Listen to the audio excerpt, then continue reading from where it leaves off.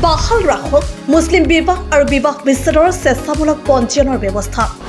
মুছলিম বিবাহ আৰু বিচ্ছেদৰ ক্ষেত্ৰত 1935 চনৰ আইনখন বাহাল ৰাখিবলৈ আহ্বান কাজী সমাজৰ। কাজীসকলৰ মন্তব্য আখোৱা দূৰ কৰি হলেও বাহাল ৰাখক মুছলিম বিবাহৰ স্বেচ্ছামূলক পঞ্জীয়ন ব্যৱস্থা। 1935 চনৰ মুছলিম আইন বাহাল ৰখাৰ আহ্বান জনাই স্মাৰক পত্ৰ দাখিল। মুছলিম বিবাহ আৰু বিবাহ বিচ্ছেদৰ ক্ষেত্ৰত মুছলিম সম্প্ৰদায়টোৰ লগতে বিবাহ বা নিকাহৰ সৈতে ওতঃপ্ৰোতভাৱে জড়িত হৈ থকা কাজীসকলে বৰ্তমান চৰকাৰৰ এটা প্ৰটকলক লৈ ভীষণ অসুবিধাত পৰিছে বুলি মন্তব্য প্ৰকাশ কৰিছে। মুছলিম বিবাহ আৰু বিবাহ বিচ্ছেদৰ ক্ষেত্ৰত কাজীসকলৰ যি ভূমিকা সেই সন্দৰ্ভত ৰাজ্য চৰকাৰে বান্ধি দিয়া নিয়মত ইতিমধ্যে হ্ৰাস পাইছে বহুখিনি পূৰ্বৰ ক্ষমতা। তাৰ পৰিপ্ৰেক্ষিতত কাজীসকলৰ লগতে মুছলিম সম্প্ৰদায়ৰ মাজত বিষয়টোক লৈ ব্যাপক প্ৰতিক্ৰিয়াৰ সৃষ্টি হৈছে।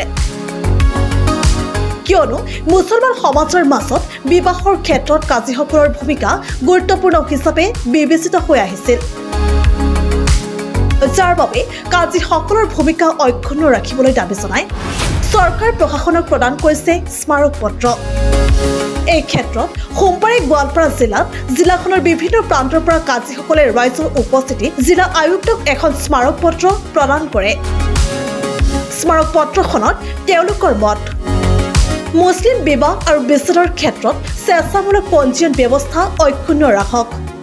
যিটো ইতিমধ্যে অসম চৰকাৰে সিদ্ধান্ত লৈছে মুছলিম মেৰিজ এণ্ড ডিভোৰ্চ যিটো কাজী 1935 যিখন এক্ট ইতিমধ্যে বাতিল কৰাৰ যিটো সিদ্ধান্ত চৰকাৰে লৈছে, সেইটো আমি গোৱালপাৰা জিলা উপায়ুক্তৰ জৰিয়তে মাননীয় মুখ্যমন্ত্ৰী মহোদয়ক আমি এখন স্মাৰক পত্ৰ দি আছো যে যিটো মুছলিম মেৰিজ এণ্ড ডিভোৰ্চ কাজী যিটো 1935 যিখন এক্ট ইতিমধ্যেই বাতিল কৰাৰ যি সিদ্ধান্ত লৈছে, এইটো ইয়াত যদি কোনো ধৰণৰ আখোৱা আছে এইটো এমেণ্ডমেণ্ট কৰি সেই আখোৱাসমূহ বাতিল কৰি দি আমাৰ এই মুছলিম মেৰিজ এণ্ড ডিভোৰ্চ কাজী এক্টখন 1935 এক্টখন পুনৰ বাহাল ৰাখিবলৈ আমি আজি মাননীয় মুখ্যমন্ত্ৰী মহোদয়ক এই স্মাৰক পত্ৰৰ জৰিয়তে অনুৰোধ জনাই আছো।